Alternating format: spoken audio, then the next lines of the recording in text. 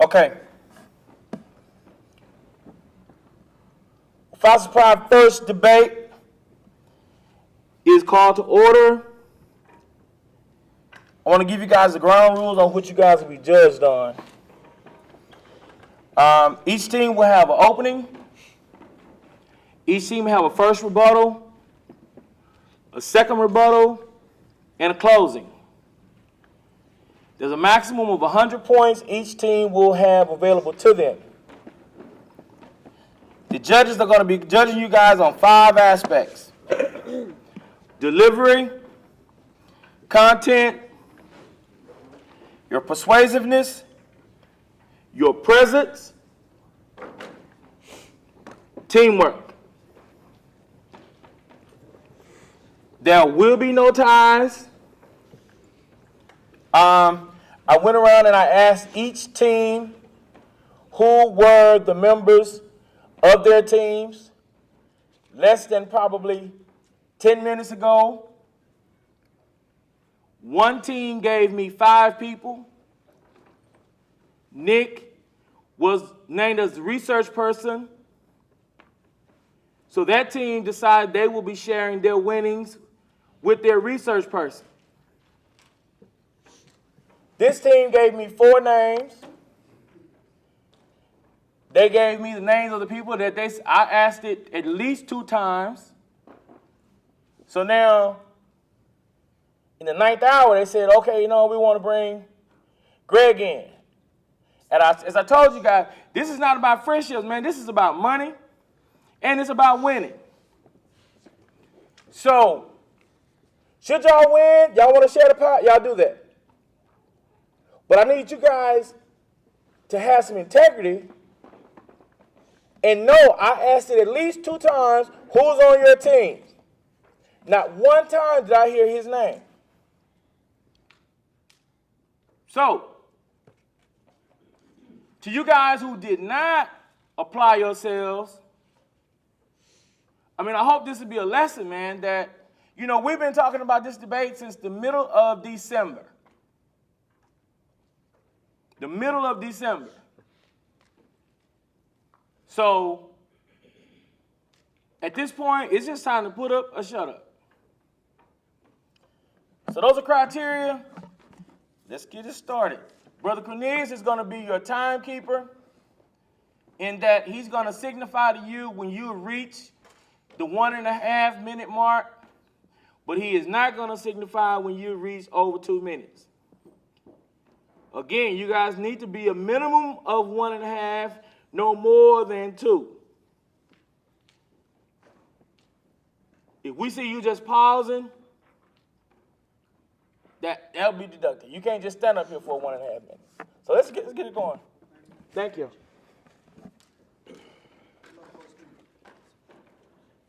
First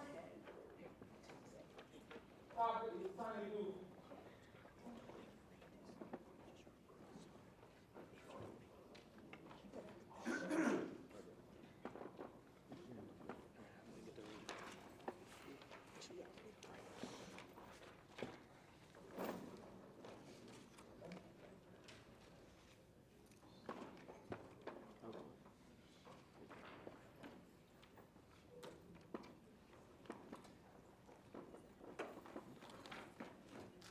Going to be the tiny new topic. The first person to state your team better. Team A. And introduce yourself if you guys decide that you want to do that. But the time will start after you've done your introduction. Brother Trey, you got that? The time is going to start after they've done their introduction. Okay, the time is going to start after they've done the introduction. Gotcha. Okay. Let's go. Permission to speak? Yes. Good morning. Good morning. My name is Kevin Jackson of Team A. This is Davis Robinson, Chase Stokes, and Zion Hubert. And over there is Gregory White. We are Team A. How many times have you heard or been told or read about somebody claiming that they robbed a bank. Somebody going around the street bragging that they just robbed a bank. No? How many times have you heard somebody calling out known criminals and claiming that you just shot up a store? Well, that's what Brandon Duncan, also known as his stage name Tiny Do, has been accused of. He's been charged for conspiracy with gangsters through his rap album, No Safety. The album has a picture of a revolver and bullets on the cover and talks about life on the streets of San Diego, California. Let me just start by saying that Brandon Duncan, aka Tiny Do, has no prior criminal record. The most evidence against him is pictures of him with the known criminals on social media. And these pictures weren't at crime scenes. He was never found at a crime scene. He was never accused of any of these crimes. Only conspiracy and profiting from these crimes. And his album isn't that popular.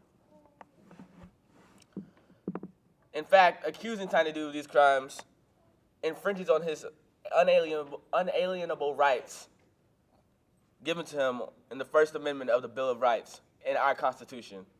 He has freedom of speech and expression in the First Amendment. I'd like to read a couple lyrics that I heard from popular rappers such as Eminem and J. Cole that may or may not advocate violence. You tell me. This is Eminem in his song I'm Back. I take 7 kids from Columbine, stand them all in a line, add an AK-47, a revolver, a 9, a Mac 11, and it ought to solve the problem of mine, and that's a whole school of bullies shot up at one time. Never been arrested for lyrics. Thank you.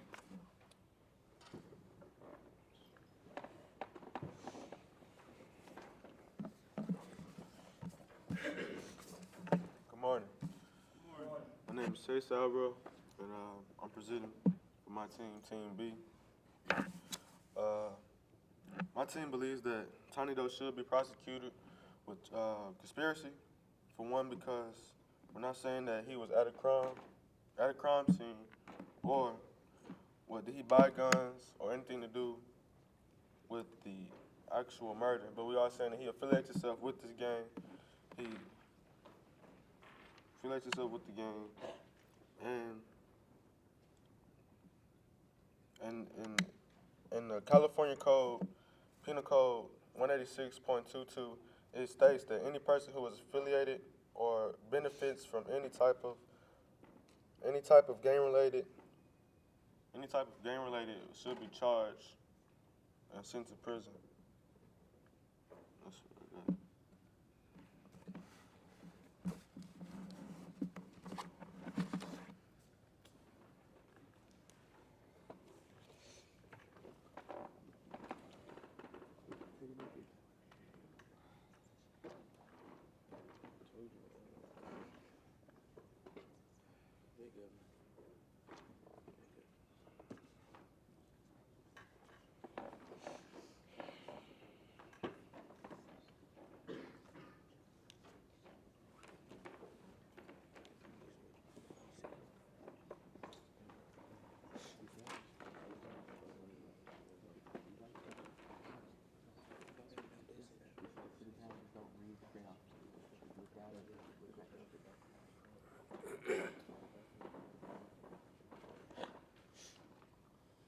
Good morning. As my associate said, my name is David Robinson, and I'm going to talk about Tiny Do and why he should not be arrested.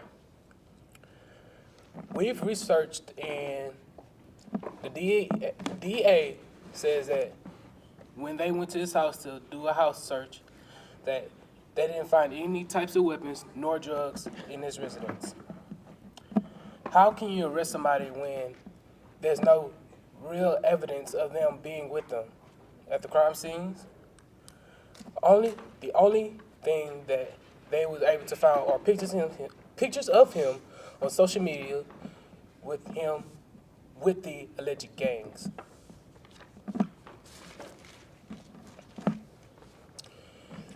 When Tiny Do was locked up, that's the only time that he was able to to be more known to the local public. He wasn't really known for his music because he was a low rapper. The only way his CDs were produced and gained money from was because after he was on the news, people start more listening to his music and start getting into him. That's the only way he could have profited from his CDs. Thank you.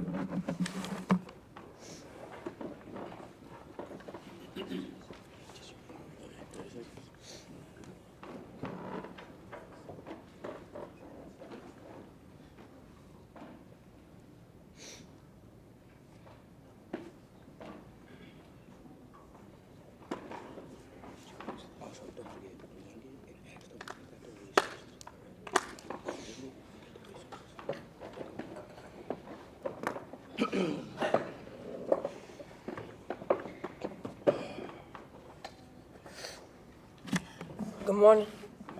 My name is Christian Pierre, and I'm on Team B, and we feel as in Tiny Do should be prosecuted for his album. My opposing team just said that we have freedom of speech, which we all do. We as American citizens have freedom of speech, but there are limitations to these freedom of speeches. Can we as American citizens go to the White House and say, I'm going to kill the president? No, we cannot, because we all have limitations.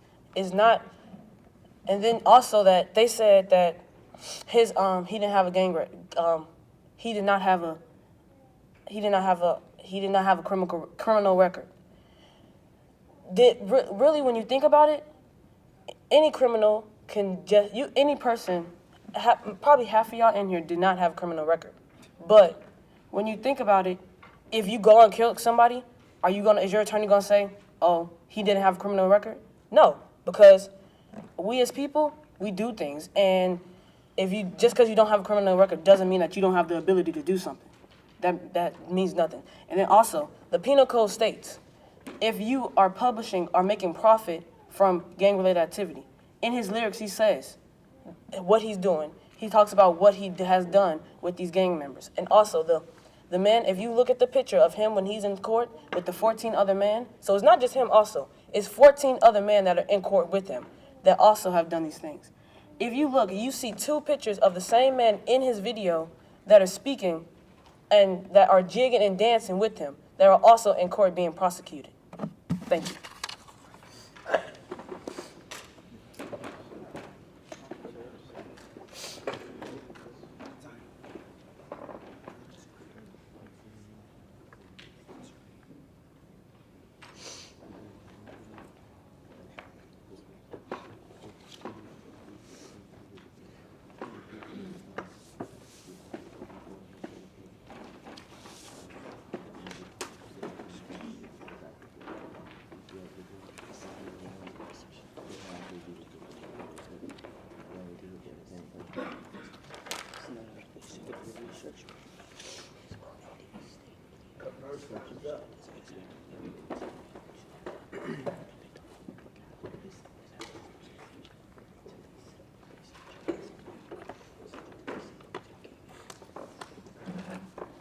Good morning. My name is Shay Stokes. I am a part of Team A.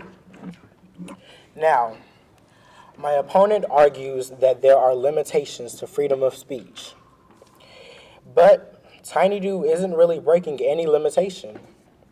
He hasn't said that he's going to go shoot up a school or that he's going to go kill his wife or anything of the sort. He hasn't broken any limitation of freedom of speech. And it said that he has no criminal record. If he has no criminal record, why are we even talking about it? He also brought up the point that there are 14 other people on trial, but Tiny Do is the only one charged outside of the murder case. The other 14 men are charged with murder. Tiny Do is charged with conspiracy. The Penal Code says that if you are benefiting from the gang violence, then you'll be arrested. But Tiny Do isn't being benefited from this. He raps in one of his songs about how he drops $5,000 a night. But his bail is $5,000. He's still in jail. This is all for entertainment purposes. Tiny Do says that he is trying to paint a picture of urban street life. And that is just what he's doing, as most other rappers are doing. Tiny Do is just an entertainer. There is nothing more to this. It is just music. Thank you.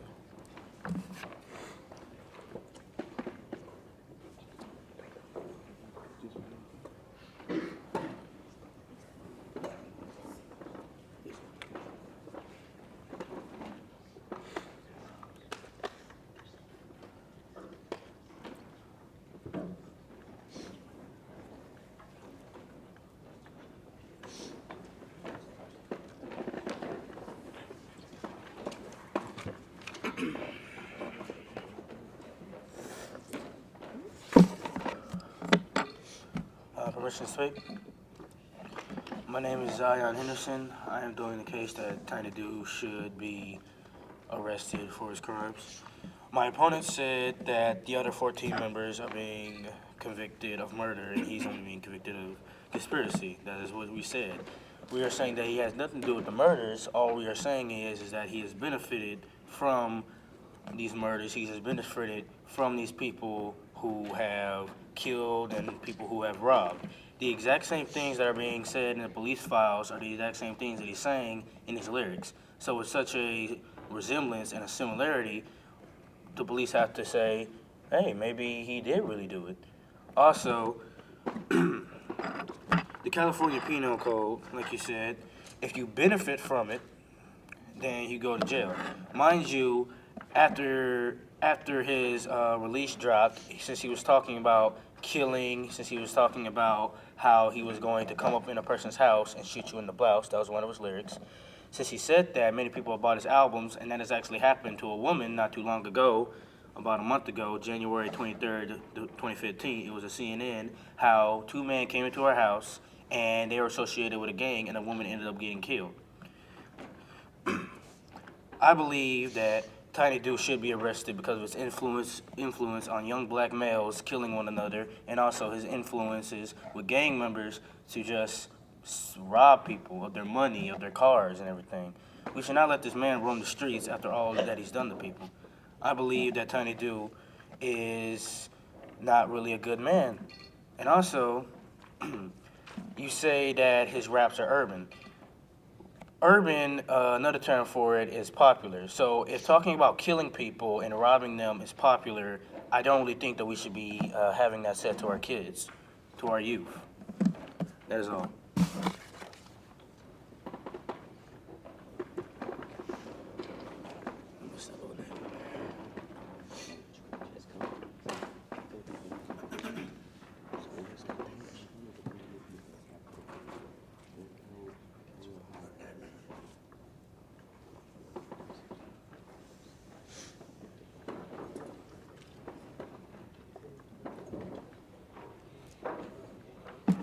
Permission to speak? Good morning. My name is Zion Hubert, as my teammates already said. But I'd like to ask a question to my opponents. Okay, so you say that a woman was shot in her blouse about what, a month ago? Where did this shooting occur? Where did it occur? Did it occur in San Diego? Yes. Okay, you say there's an influence. I would like to bring up the I'd like to bring up the definition of conspiracy, which is the secret of a group planning to harm people. Okay, this was not a secret. He put it out in the open, but then again, he didn't do it.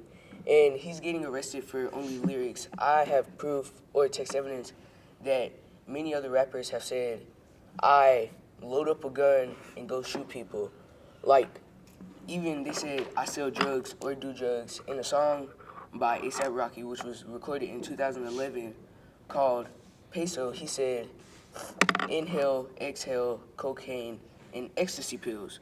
So he's saying those lyrics, which put it out in the open that he does drugs and that he likes to do it and he thinks that it is cool, which is giving the idea or portrayal that it is okay to do drugs.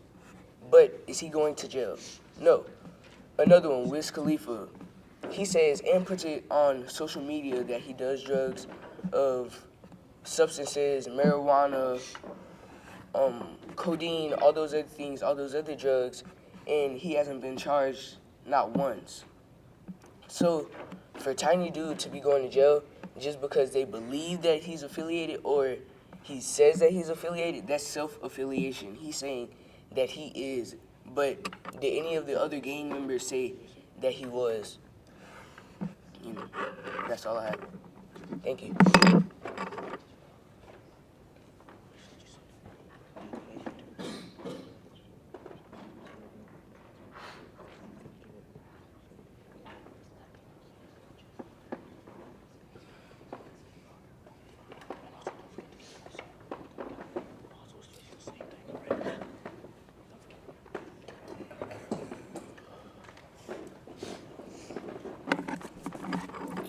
Morning.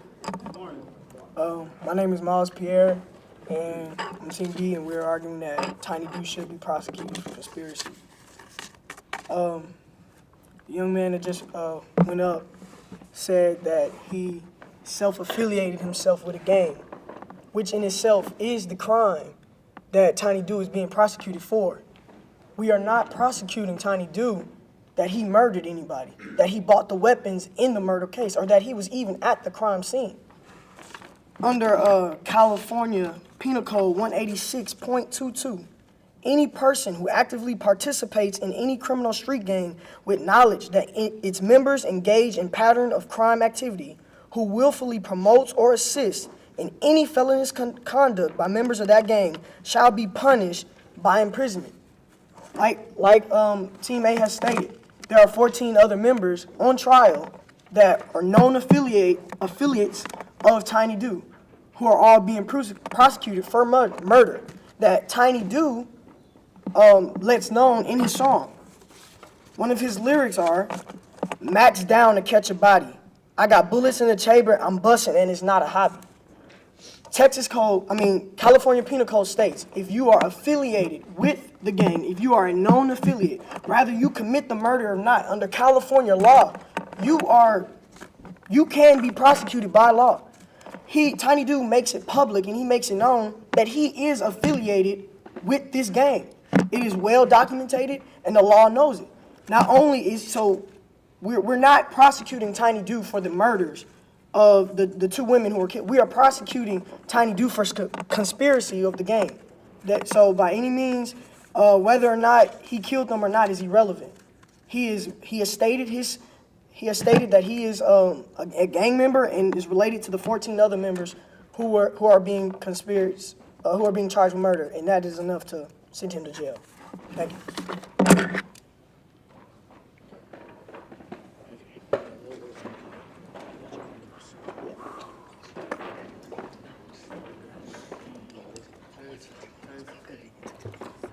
You guys can go ahead and take a seat back to the table. And the next,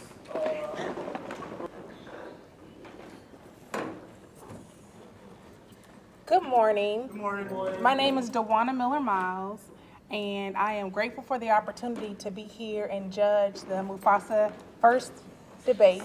I want to commend all of you young men for being here in the room. I'm happy to see men doing great things, not just outside playing basketball, but inside using your brain. So I want to commend each and every one of you for being here first on a Saturday and then taking the time to do the research to argue these two cases. And what I would like to state, some pros and cons on both A and B, and I see y'all have moved.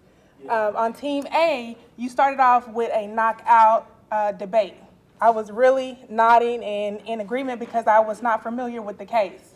As I continued to listen to the arguments of Team A and the argument of Team B, once Team B got going, they began to use Team A's argument against them to prove their case. And so I would like to just announce that Team B was the winner of that debate.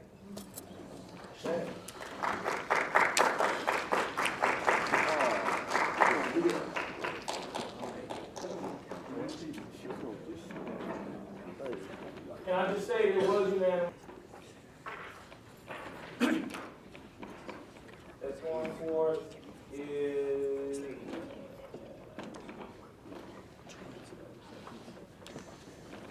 with crimes committed by juveniles becoming more heinous, should juveniles be sentenced to life without parole? That was Team A and Team B. Team C, you're up.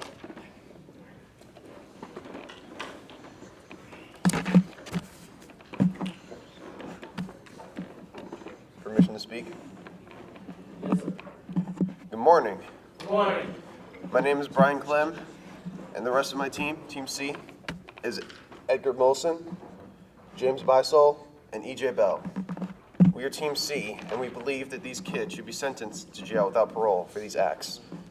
When it comes to cruel and unusual punishment, anything involving children getting sent to jail, especially for something like this, ends up becoming a much more heated topic than your general everyday discussion. For something like this to happen, the most heinous of crimes would need to be done by these kids. It seems like something that shouldn't happen, like it's 100% unnatural. And this is way too harsh of a punishment for these kids. However, the reality is that you must face the consequences of your actions, no matter how severe and no matter what your age. At the end of the day, murder is murder, felonies are felonies, death is death, and the law is the law. It must be upheld if we are to keep our nation safe and to protect our community. In order to do this, we must send these kids to jail. No buts about it. It must be done. You might be wondering why this specific thing must be done, why this specific judgment must be given to these kids. Why couldn't we give them, say, 10 years or something like that? Well, something similar happened to Andrew Dawson, who admitted to the murder of 91-year-old Henry Walsh. After his 10 years and his release, a mere week later, he was sentenced once again after 2 more murders of James Matthews and Paul Hancock. If we allow these kids to come back into the streets without any change, if we allow this to happen, then it's just going to continue to spread. Nothing's going to change, and everything is going to remain the same as it is. It's going to make our world a worse place to live in. Why would we want our kids and our families and everyone else to be in a world like this, with kids running around and killing people? And if kids are doing it at this age, it's only going to get worse and spread like a cancer. We need to stop it. We need to stop it now. And that's why these kids must go without parole. Thank you.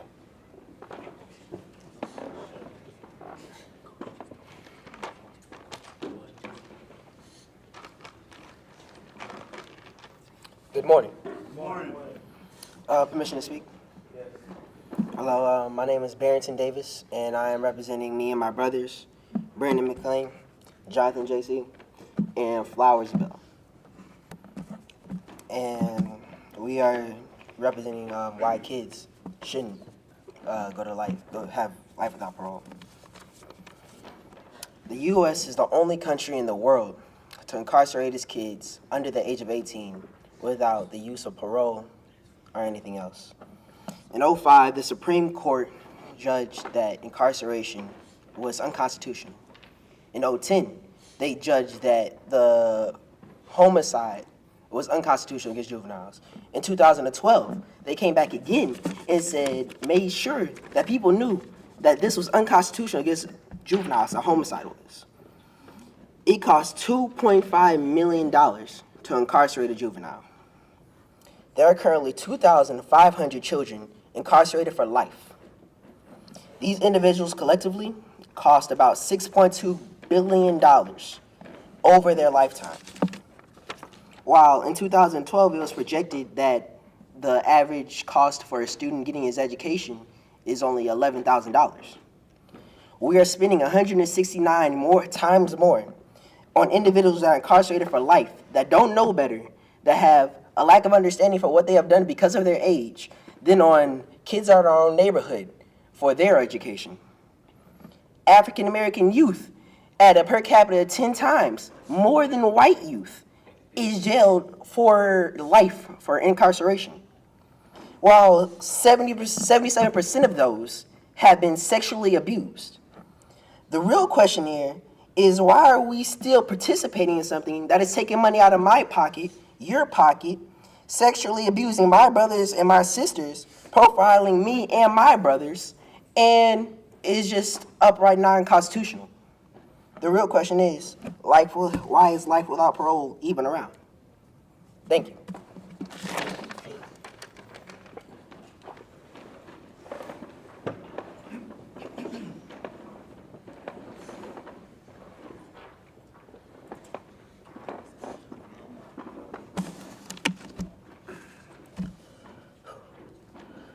Hello, my name is Edgar, and towards my point for what he's saying about how it's unconstitutional, that is not true. It is the law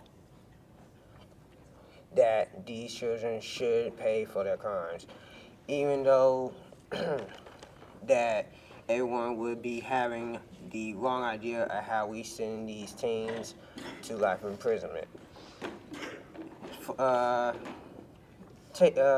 say that it is not wrong for Ashley Jones, who was at the age of 14 at Birmingham, Alabama. She lost her mother for her liking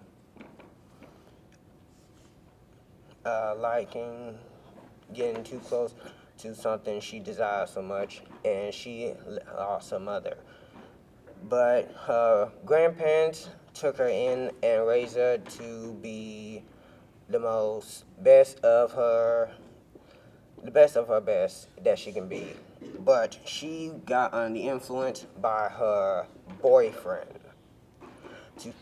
to go off and kill her, not only her grandfather, but also her aunt, and almost killed her sister and tried to kill her grandmother by stabbing and shooting and setting them on a blaze. This is something that should not be allowed on the streets. Cause one, how you feel if that was your kid who just went out, killed some random person, and then continued it on, so that is your decision of either you should not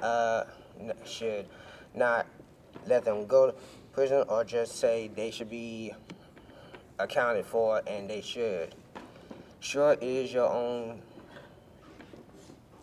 That is your own child that you are looking at that is going off into prison, but still that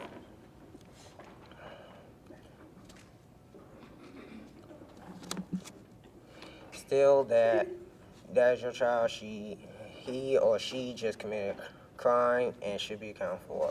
Thank you.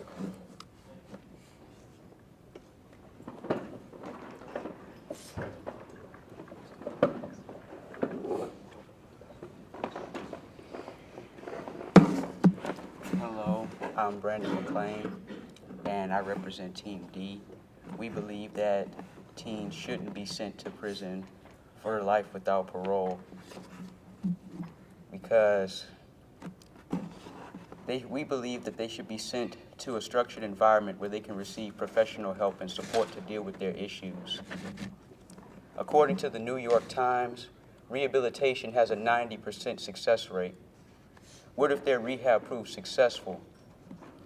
They won't get the chance to show the results if they're stuck in prison.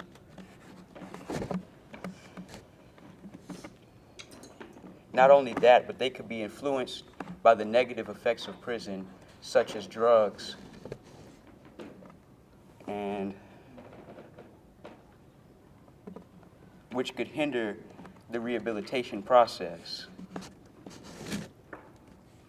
Also, the Supreme Court ruled that as of May 17th, 2010, that sentencing teens under the age of 18 to life in prison without parole is unconstitutional. So, if you were to send them to prison, you would be going against the Constitution. Think of it like this. Placing teens in prison is like throwing minds away. You can't give up on them because they made a mistake. Why? Because there's a chance that they can learn from their mistakes. Thank you.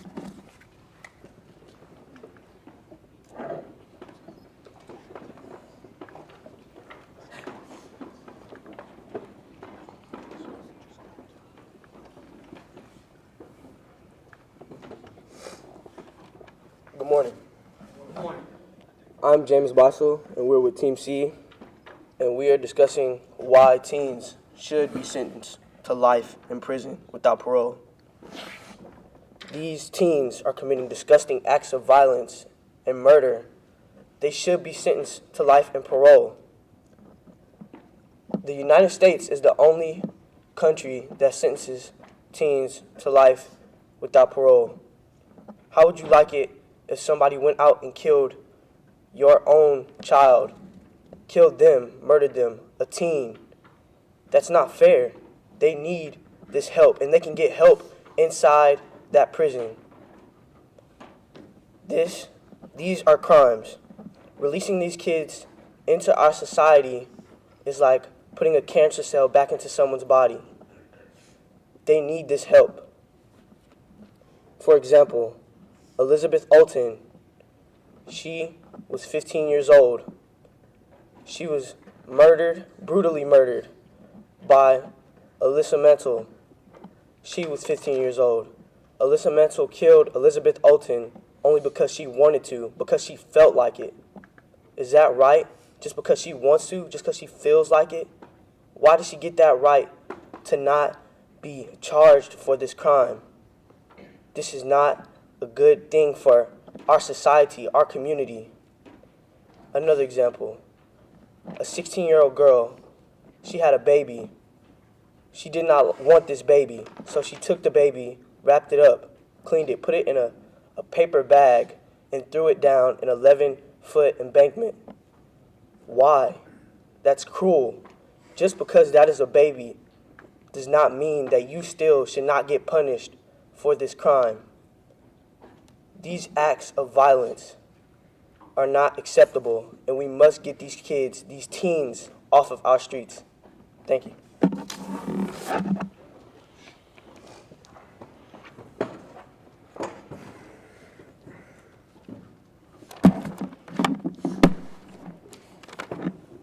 Good morning. My name is Jonathan Flowers, and we are urging that juveniles should not be sentenced without life without parole. Okay. This is a great experiment on democracy. We are America. We should be better than this. They want to throw black bodies away. They want to throw our children away. They want to throw us away. That's not right. We are America, based on freedom and second chance. Okay. Kids these days are simply scared and confused. They are usually brought up or raised the wrong way. And like a wise man once said, there's no such thing as a bad dog, but a bad owner. This goes for children too. These children simply just need help. And the only way that they can get that help is rehab. Like my partner said, 90%, it's a 90% success rate in rehab. And my opponents have said that after he went to jail, he returned to jail. So if they're just going to jail and then they're returning, they're not learning from anything, what is the benefit of that?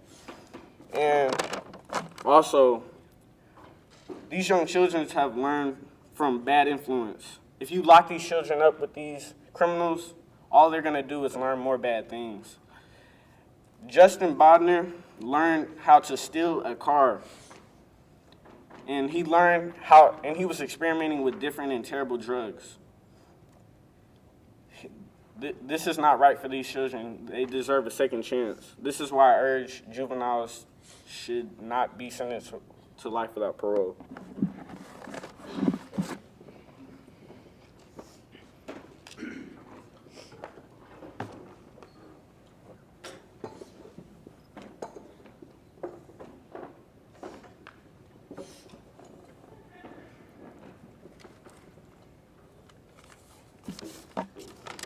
Hi, my name is EJ, and I'm here to give my closing statement for Team C. As my opponents have been saying, they think it's unconstitutional to send kids to jail, which it is. It's stated in 1811 in the law, in the judicial branch and the legislative government have kept this law ever since the United States has come to. So it is fact to send kids under 18 to jail.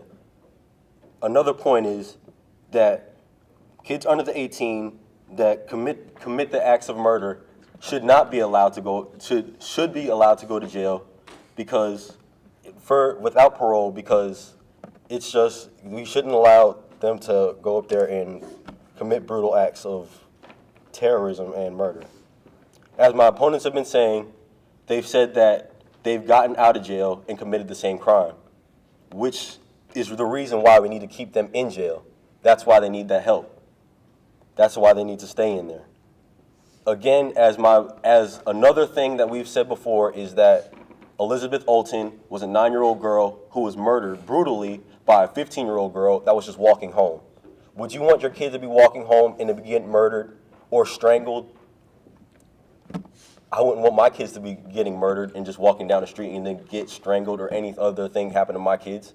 Those are your kids. We want to clean up our streets. We don't need to have these problems. This is the reasons why we need to send these kids to jail for the acts that they give. There are reasons and there are consequences for actions. We understand that God gives second chances. But does a second chance need another life?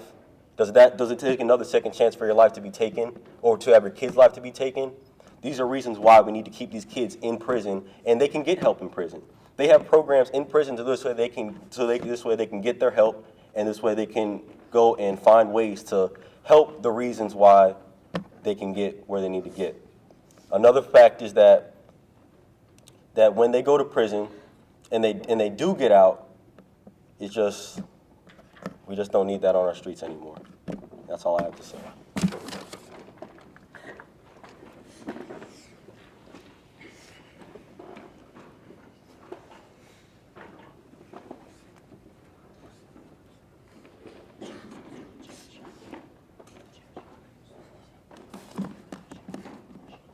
Good morning. Permission to speak? Today, I'm going against my opponents of saying that juveniles are supposed to stay in jail. I totally disagree with that. Here's my fact. May 17, 2010, in a victory of rights of juveniles, the Supreme Court ruled 5-4 that the sentence of life without parole is unconstitutional for anyone under 18. The ruling is followed by that 2005 was the executing of teens was also unconstitutional. Here's one of the people that have been trialed by this. Utah teen named Robert Houston committed a murder, was the first juvenile in Utah to be ever received life without parole. But he is now stating that this ruling was unconstitutional and was also a cruel and unusual punishment. His sentence is now being appealed on the Supreme Court on November 7th, 2012. The case is now undecided and it remains the Supreme Court's hands. Another fact is on June 25th, 2012, the Supreme Court is issued a historical ruling of Miller versus Alabama and Jackson versus Hobbs, holding that the mandatory life without parole sentence for all children 17 and younger convicted of homicides and that are unconstitutional, ruling the effect of hundreds of individuals whose sentences did not take their ages of mitigating factors of account. They wrote required sentences and considered children's diminished capability and heightened capacity for a change should make such sentences uncommon. Cost of a life sentence. Aside from the importance judicial system considers the financial of JLWOP or juveniles without parole sentences is significant. A life sentence issued for a juvenile is designed to last longer life sentences for required decades of public expectations. Observing estimates of the annual cost of incarceration per inmate suggests that approximately $31,000 beyond the age of 55. The annual cost is closer to $65,000, most due to higher medical costs. Therefore, a life sentence for a juvenile will cost one person approximately $2 million. And a scripture that I found that's in God's word. God is a God of second chances. Matthew 18:22. Masters, how many times do I have to forgive my brothers or sisters who hurt me? 70 times 7. If God can forgive us, why can't we forgive these kids and give them the rehab they need?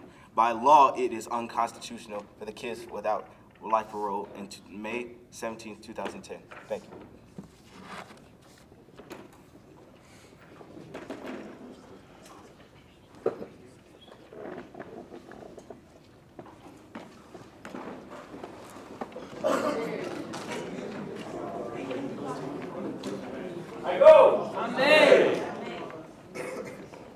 All right, another very interesting argument by both teams.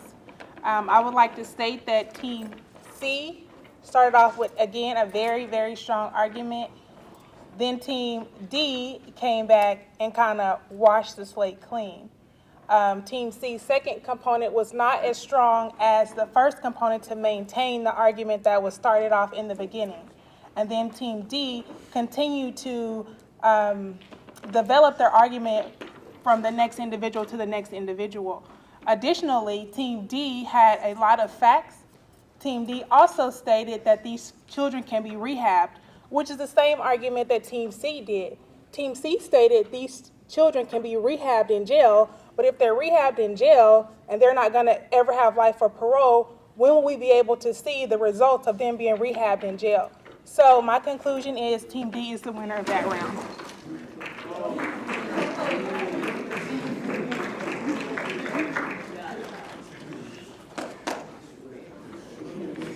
Okay.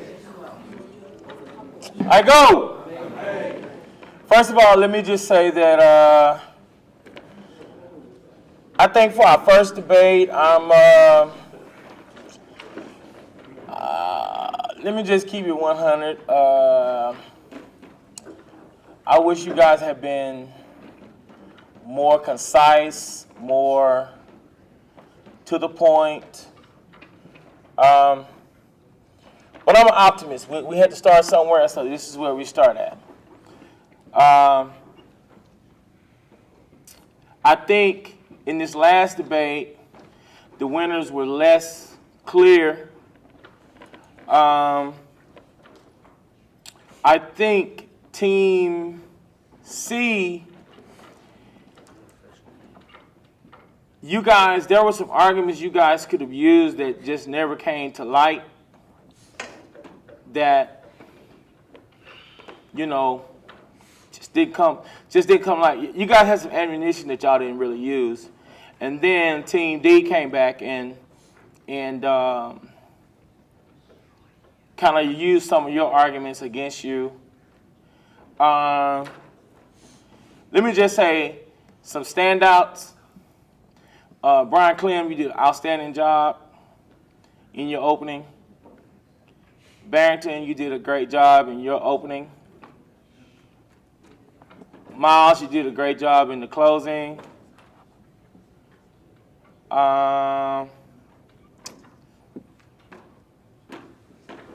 Kevin and Chase Stokes, you guys did great jobs. So can I get one representative of the two winning teams to come up? We're gonna flip a coin to decide which argument you guys will have for the final round. Which will be the winner? Come on, once you do it there. Here you go.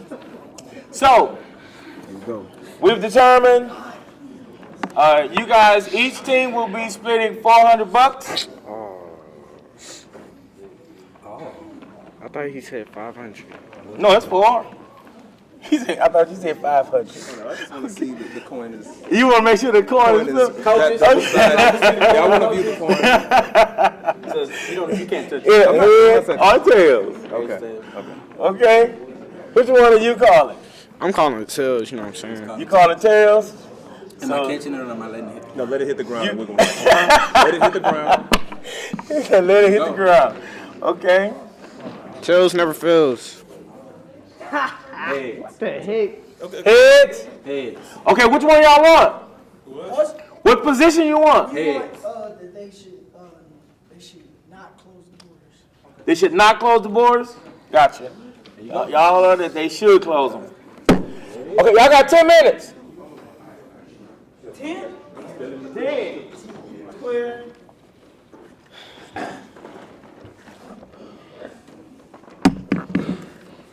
The position statement was, should the United States of America continue to keep its borders open to countries like Mexico, Cuba, and Haiti by allowing their residents to become U.S. citizens?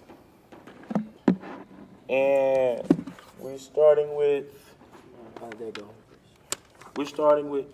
gonna tell me who goes first? Who decided? You guys are saying that the borders should be open? Yes. Okay, let's go.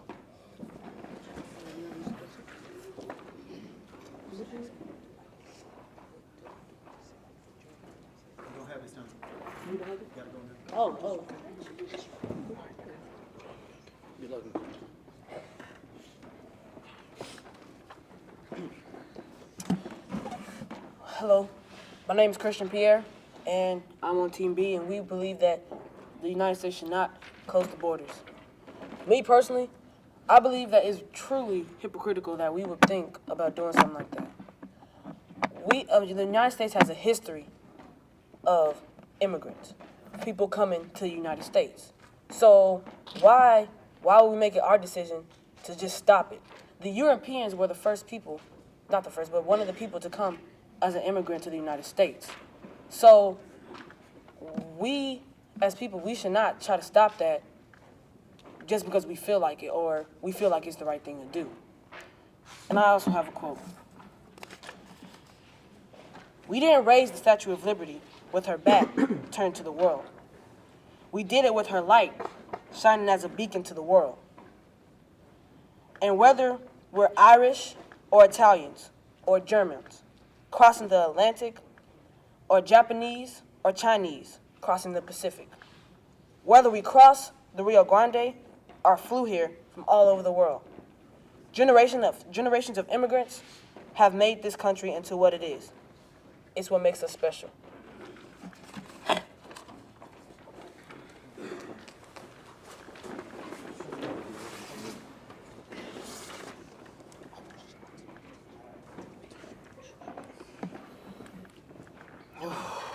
Hello, I'm Barrington Davis, and I am representing Team D. And our standpoint is immigration is a bad thing. The American dream is to work hard for what you have for. Well, that American dream is starting to turn into an American nightmare when the workplace is starting to be overcrowded 5 times more, which is causing wage depression, which is taking money out of your pockets, taking food off of your kids' tables, which is just overall making life for you a harder situation. The American dream is no longer a dream, but a myth. It's also overcrowding our schools. I can't look left or right without seeing somebody that has told me that their parents just got here or has told me that their parents came here illegally and told me or almost bragged in my face about how they're getting away with it. And it hurts me as an American citizen that we're not taking more force against immigrants and illegal immigrants. Even official immigrants that here are legally are just taking money out of everybody's pockets and just making life for everybody around the U.S. harder. I think immigration should be constricted and looked over more and is a bad thing. Thank you.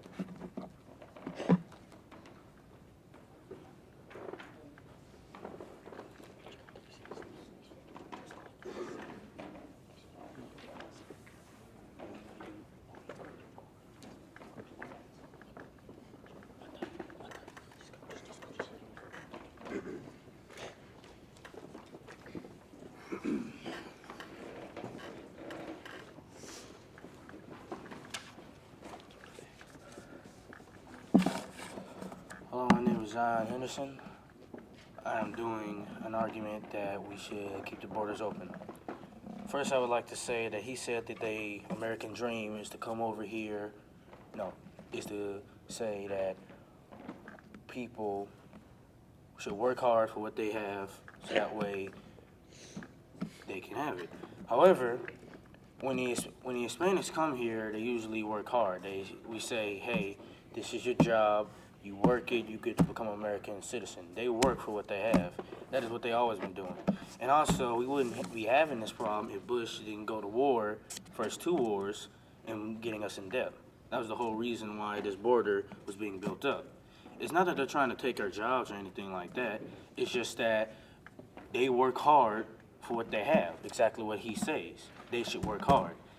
I could pay an Hispanic $20 to mow my lawn instead of paying another person $30 to mow it and do a half job.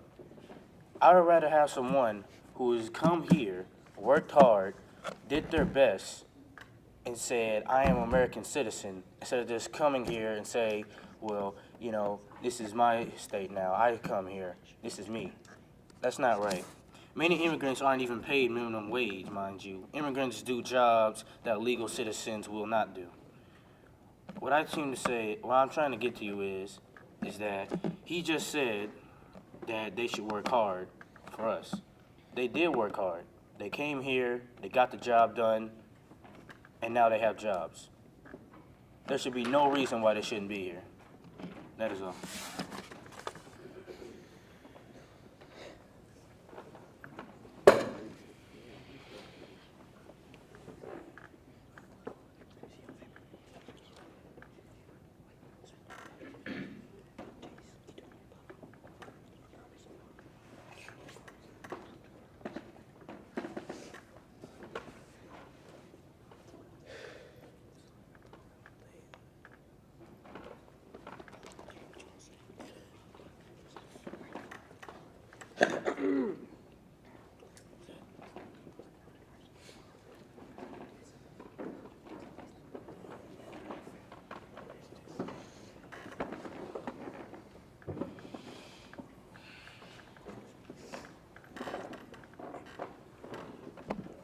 My name is Elliot Mulligan, and I am for Team D, and I will be projecting the first rebuttal.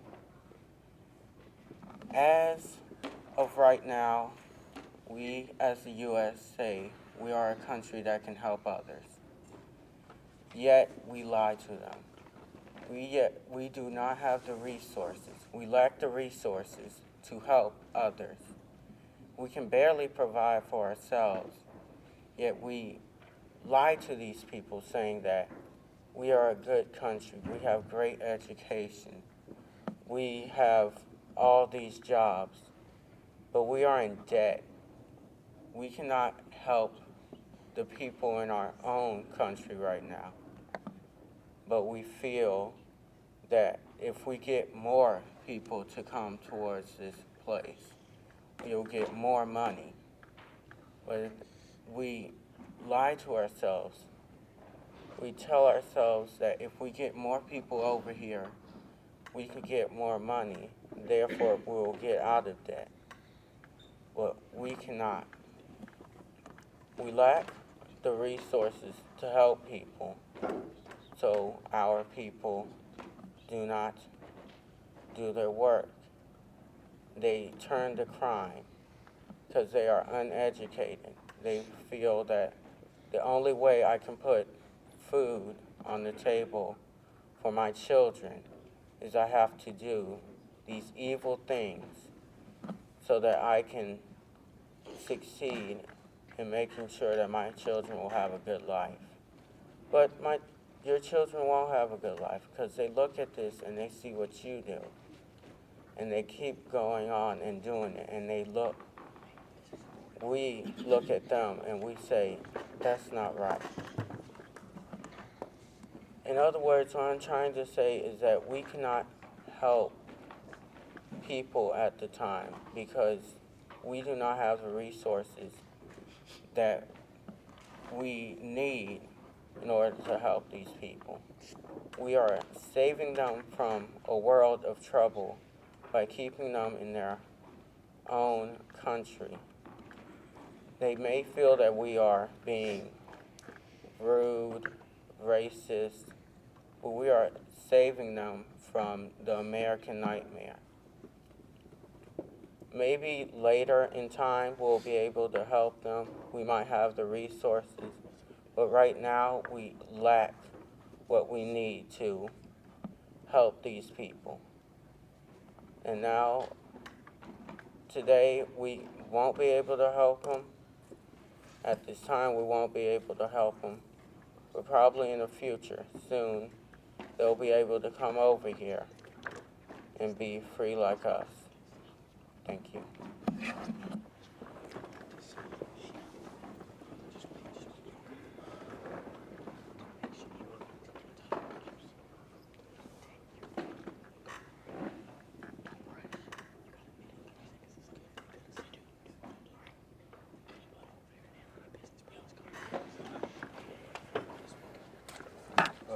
Good morning. I like to comment when my competitor says that people in America are doing evil things to try to get money for their food, putting food on the table for their kids. What's wrong with just getting an education to be able to provide for your kids? The immigrants that's coming from overseas over here, when they come here, they're trying to get an education, they want a better life. If people in America can't do that for themselves, then we could just open up our borders and let somebody else do it because they want to come up to the plate and do it. Also, you keep saying we America. It wouldn't be no we if it wasn't for them. And if it wasn't for them, a lot of things that we believe in America would never happen if it wasn't for the immigrants that was here. If you look at the fact, we ourselves are immigrants.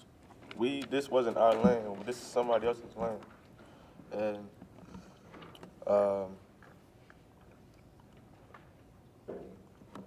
some Americans, when you say that they don't have jobs, they're taking some of the jobs. The jobs that they're taking is the same jobs that people that's already in America don't want to do. They don't want to get paid below minimum wage.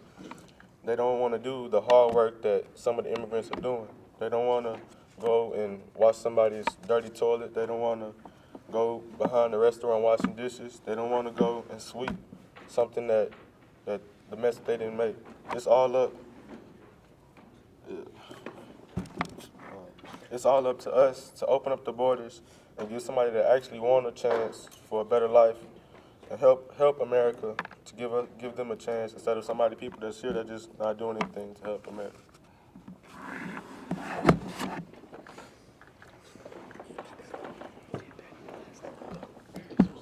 Hello, my name is Jonathan Flowers, and I am 14B.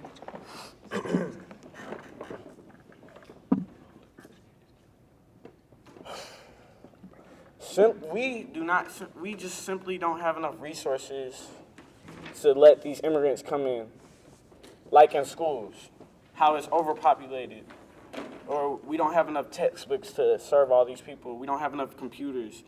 I know some of y'all have been teachers or are teachers. I know y'all witnessed overcrowded rooms and where y'all simply just don't have enough resources to serve everybody. This is what will happen to America. We are in debt. We don't have enough money to let all these immigrations come in. It's not like we don't want them to come in, but we just don't simply have enough resources. We don't have enough population. We don't have enough population in the area, and we don't have enough resources for them to come in.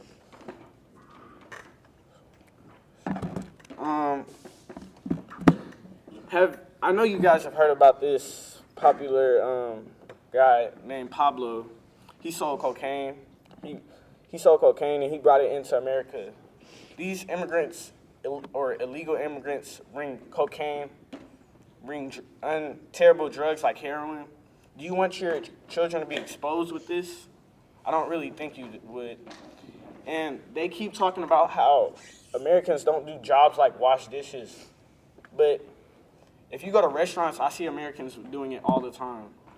And I don't like the fact that they keep saying that Americans don't work hard or that immigrants work harder than Americans. I'm an American. I mow lawns.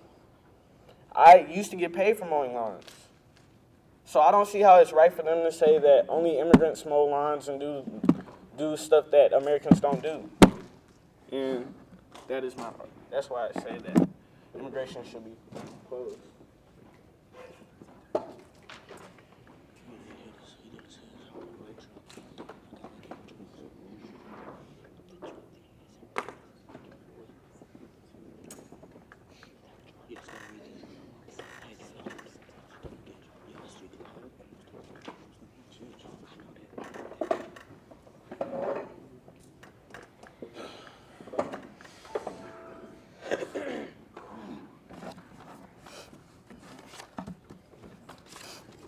Good morning. My name is Miles Pierre, and I'm a Team B, and I believe that the border should be open. Our country was built by hand by immigrants. Our country itself, we are a country of immigrants. We are a melting pot. So I find it contradicting for us to close our borders to other immigrants. It would be contradicting us being here. Countries like Cuba and Haiti and Mexico, a lot of people say by letting those people come to our country that we're spending money that we shouldn't be spending. Well, there's I don't know if y'all are familiar with it, but the Cuban embargo, it's an act that does not allow us to trade with Cuba. By having that enact, it cost America $4.84 billion annually. It's annually. And by lifting this embargo, it would create 6,000 more American jobs just to lift it. My competitors are dwelling on us not having enough resources to be able to have immigrants in our country. That's not what we should be dwelling on. We should be dwelling on the ideas, bringing people together to create more resources, to be able to allow us Americans to live a better way, to let us live. That's how you counteract that. You bring all of us together to make a better life for us. Two of America's biggest states rely on cheap labor from immigrants, tourism and agriculture, which annually brings in $2 billion, according to New York Times. America is the most diverse country. It is the key to most of the USA's success, which is a constant flow of new ideas and ways to do things, which is from us having so many different countries in one together. It is why America is so prominent as it is now, because like other countries having one way to do things and just this country's way to do it. We have all countries together. NASA was created by a German.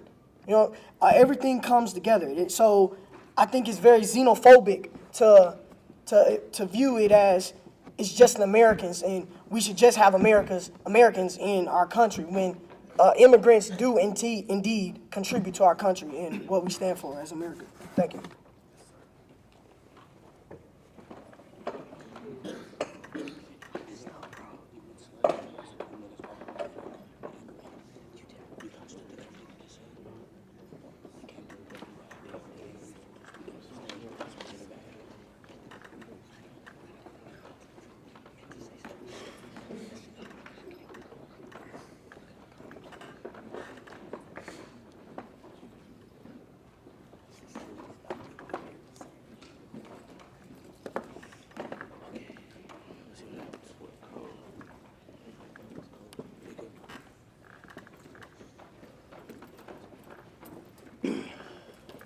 First time's up.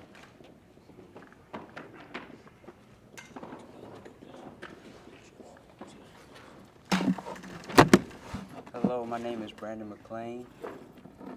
I believe that we should close the border because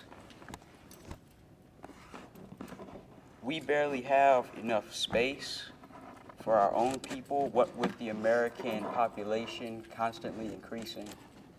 And we don't have very many job opportunities left to offer. We already have American citizens who are struggling to get jobs for themselves. The United States is already $18.1 trillion in debt. Also, the illegal immigrant issues cost the U.S. $100 billion a year. And we don't have enough funding necessary to support the immigrants. We'd have to try to make space, which can lead to deforestation, which damages the environment. Then there's the issue of terrorism. We don't need any more immigrants increasing the already high debt of our country and taking our jobs. People coming in and working for less devalue the jobs and causes many Americans to lose their jobs, negatively impacting the economy, increasing the unemployment rate and poverty in our communities. Therefore, we must close the border. Thank you.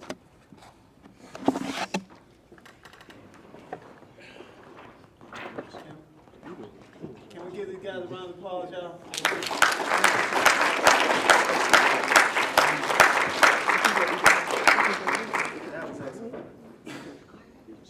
This is a pretty tricky debate. I go. I'm Nate.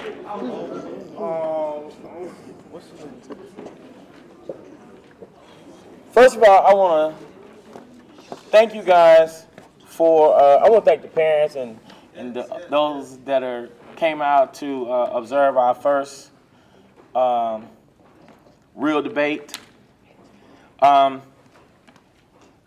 think that for a first time out, the boys showed that they put effort and time into it. More than that, for me, I see growth in these young men, in their delivery, in their confidence, just in how they stand in the moment. So the political correct thing to say is there are no losers. Y'all all won because y'all stepped up to the plate and you guys applied yourself. But in life, there are winners. So for this moment, in this time, these two teams competed for the winning spot. Let's go to commercial.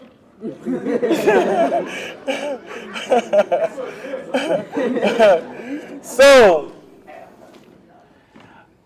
I also want to say is that coming into this hour, we had $400 to be divided among the winning teams. We had another set of parents that were here observing the competition, and they said, hey, we want to contribute another $200. So thank you, Deidre and Montina Donnell.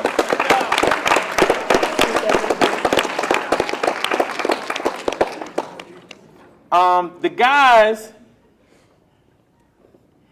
and our lovely sister here decided that with the other $200 that we should disperse it amongst the team that did not come out on top amongst these two.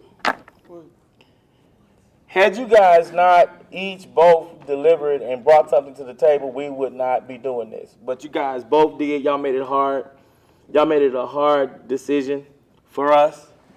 And so I thank you guys for your participation. And so without further ado, let's say who the winner is.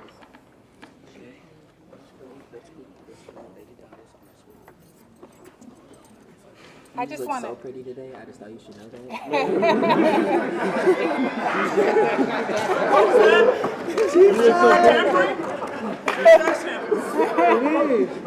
Too bad we've already made a decision, but that would have worked 20 minutes ago. Ooh. However, I would also like to commend both teams for pulling together information to create an argument in such a small period of time for this championship round.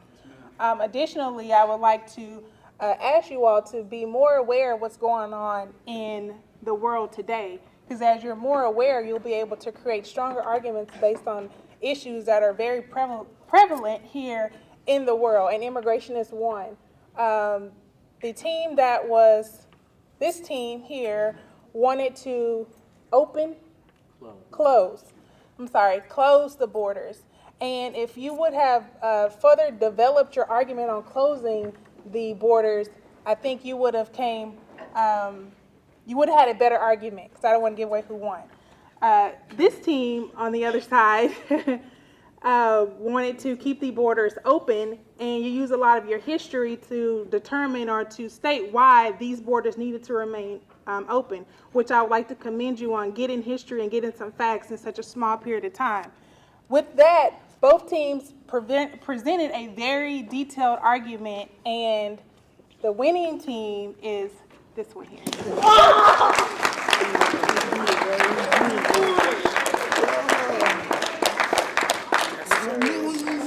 However, both teams do win. Appreciate that. She can come back to this side.